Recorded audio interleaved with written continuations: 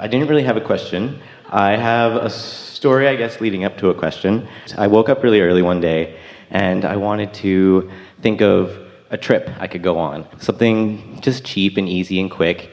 And I'm like, well, I wonder what Abraham's doing. I want to see, what's going on there. And so I went on to the website and checked where the workshops were, and it was 3 weeks later, today, was going to be in Buffalo, an hour from where I live. And I'm pretty sure you haven't been in Buffalo for like a really, really long time. At least I haven't noticed. So immediately I was extremely ecstatic that you're going to be this close and this soon. And so I was just like, bye, like, just get the ticket. And so that's basically just a short story how I got here. And so... an impulse, receiving mode, impulse. And not anything to write home about, not anything major. Don't write a book about it, it'll be boring. I probably could.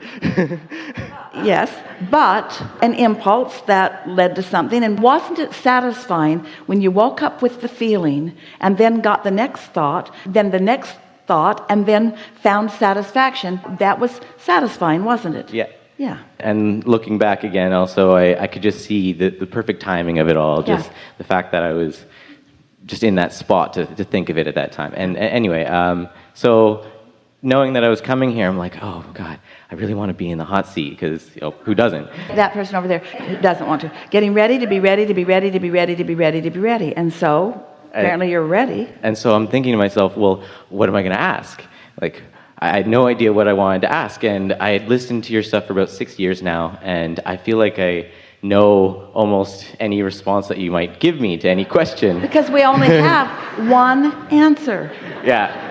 And so literally I kept on thinking, like, what would I ask? And I figured, okay, well, just don't try and think too hard. Just let it be. Don't write anything down. Bring it with you. You'll think of something in the moment. You might even be in the receptive mode and receive a thought, which is what makes co-creation at its best. Exactly, yes. And so I was even telling people before I came up here, I'm like, I just feel like I might go up there, I'm pretty sure, but I'm not going to stress anything. I'm not going to be the first one. I'm not even going to try. Which is the perfect stance to live a perfect life, or a wonderful, good feeling life, because satisfied and eager for more. You just couldn't find a better emotional stance. Satisfied and eager. And not desperate. No, I definitely wasn't trying to be desperate in any way. It was just, it would be fun. That was the kind of thought. It'd be fun to be up there, and again, hopefully a question comes to me. So now that I'm here, I still haven't been quite inspired to a thought, but... The reason that we think this is such a good conversation to have is because when you're getting ready to be ready to be ready to be ready, it's satisfying, satisfying, satisfying, satisfying. And the manifestation, in this case, the manifestation of being called and having this conversation, that's a fairly exhilarating manifestation. Yes. And the thing that we really want to say to you is that, as in the example of our friend who went on a walk with her friend in the woods like they do all the time, not a manifestation that's so exhilarating because it's sort of their pattern. Finding a diamond in the bushes is a pretty exhilarating experience, but you got to be on the walk in order to find the diamond. And if she hadn't been ready for that and ready for that and ready for that, it's the vibrational readiness that we're talking about. It's not you figuring out where the right place and the right time are. It's the right vibrational stance. And we are just saying to you, the right vibrational stance is one of happiness, one of satisfaction, which means you got to find some way to feel good anyway. And that's hard for most physical beings, because without these things that they want, over here is where things have manifested in our example, and this is where most people are looking, and this is what you're cataloging and pigeonholing and recognizing and showing to each other, and this is what you are spending most of your time thinking about. And in doing so, you're introducing enough resistance with what's there and what's not there that you're not in the receiving mode, so that you don't have good timing. So you sort of have to stumble on things, stumble on a diamond in the woods. It's all right to do that. It's all right to stumble on them, and that's really the way life yields to you. It's just you discovering whatever you're ready to discover. And so the factor here is not what you're discovering or when you're discovering, it's your readiness. It's your readiness, and your readiness is determined by your emotional state of being. if you are usually in a bad mood, you're not in the emotional state of being where you have very good timing about things. If you are defensive, you're not in an emotional state of being, because your emotions indicate your vibrational mix. But if you are feeling optimistic, if you're feeling eager, that's why it's so nice. You fall in love and you've got this person that you're focused upon for a little while in positive ways before you get to know each other.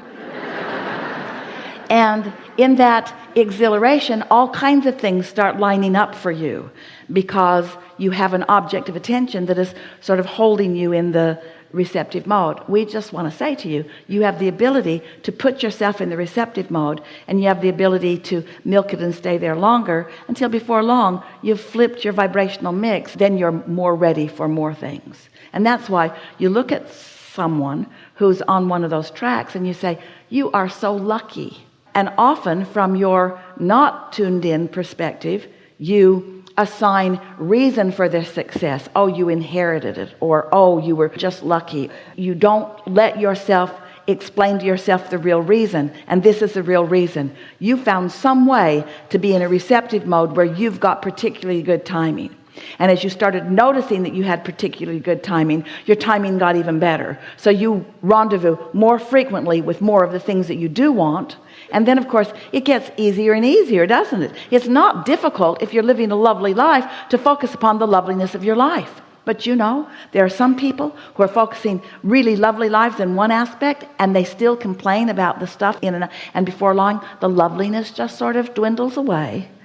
They don't sustain it very long, because you cannot focus in opposition to who you are and get what you're wanting. So we like that you had these thoughts in advance. We like that you received awareness of something. We like that the thought of something came to you and that it felt good. And we like that you managed the vibration of it enough that it came to a fruition. We think it's wonderful to be ready, to be ready, to be ready. And the things that are at your doorstep, the things that you are in the vicinity of receiving, it is so delicious for us to have awareness of what is in the process of unfolding for you. And you know, we stand in readiness, in sort of alert readiness, in pleasure of those points of timing when something explodes just a little further into your creative experience, because your creation is also our creation. And you know, that exhilaration that you feel, that's our exhilaration that you are in the receiving mode of. When you feel that exhilaration, that's because we've got our eye on you, and that feeling that you're feeling is the feeling that we're feeling. And for those moments of elation and love and appreciation, we are bonded in singular vibrational frequency. That's what that is.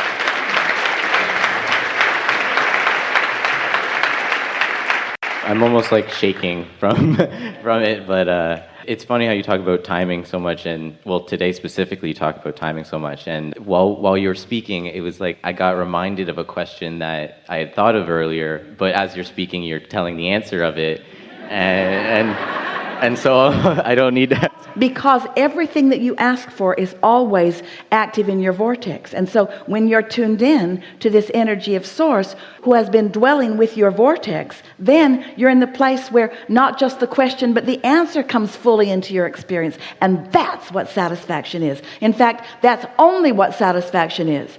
Someone could walk up to you and hand you something that you've been wanting, but the satisfaction of it isn't as great. The only place that satisfaction comes from is having an active vibration in your vortex, and you having moved yourself vibrationally for the reception of it. So let's say you're really in need of something, and somebody takes pity on you and gives it to you. And in the process, they don't mean to, but what they're actually conveying is, I see you cannot do this for yourself, so I'll do it for you. But there's no satisfaction in that. That's where that feeling of entitlement comes from, and where there's just not enough that can be done for you, because no matter how much is being given to you by those around you, you're never satisfied because you didn't line up with what's in your vortex. Satisfaction only comes from life causing you to create it, and then you finding vibrational alignment with it, and then you following your patterns from the receiving mode of witnessing the unfolding of it. That's why there are so many people who have so many things that are not really satisfied, because they're not deliberate about their creation. You, however, can never go back. You now know what it is. You now have the formula for living happily ever after. And it's a good thing that you've got it too. Because in every moment of your life experience, you're going to be asking for something more that hasn't manifested yet. And if you haven't taught yourself how to be satisfied without the full manifestation of it, because you're satisfied with the evolving manifestation of it, then you're always going to be miserable, because there's always going to be something else missing, something else missing. It's sort of like all of these things in the queue at different stages of readiness, and you at different stages of receptiveness. And the whole point, oh, hear it, the whole point, we want you to get this. We want you to once and for all feel the absolute value of your physicality and of the physical manifestationalness of this experience. You didn't come to meditate and just be happy in the absence of things that you want. But you do have to meditate and be happy in the absence of things that you want in order for them to manifest. But you didn't come to meditate and be happy in the absence of things that you want. You came to experience the full-blown manifestation, because this is the leading edge, and it's what we all came for. It's why we are all forward with you here. Can you follow that? But if you get your cart before your horse, if you care so much about a manifestation that you're not vibrationally ready for, then you are in frustration all the time, not letting yourself get into the receptive mode for the next step and the next step and the next step, each one of which can be so satisfying. And others, once you catch the spirit of this and once you start deliberately applying it, others who are physical and around you will watch you in your bliss, and they will wonder what's wrong with you, because what they know you want hasn't come about yet, but you're joyful anyway. And they're only used to seeing people joyful once they get the winning lottery ticket, or once Harmony.com has brought them their true love. They're not used to seeing someone satisfied without the manifestations that they would want if they were you, or that they've heard you speak about. But they will begin to notice that there's a steady unfolding in your experience. And it doesn't take long before all kinds of things are popping into view in your experience. And they will start noticing the faster speed between your identifying of a desire and its full manifestation. And they will begin to say things about you like, oh, that guy seems like I just barely heard him express that for the first time, and I turn around and he's already living the fullness of it. What is your magic? What star were you born under? Why are you receiving all of this luck? And they won't be able to hear you, because they're still in that mode of responding to reality in positive and negative ways. But if you really wanted to help them out, you could say, I just figured out how to chill and how to be happy anyway. I just figured out how to be satisfied anyway. And somehow, the more satisfied without that I was, the faster it came. The more satisfied anyway I was. Because satisfaction is tuning to the vibrational frequency of what you want. And dissatisfaction is tuning away from the vibrational frequency of what you want. And if you are dissatisfied, it can unfold. And if you are satisfied, it can. That's the answer. Not only to living happily ever after, but to manifestations coming into your experience where you and others can experience them fully.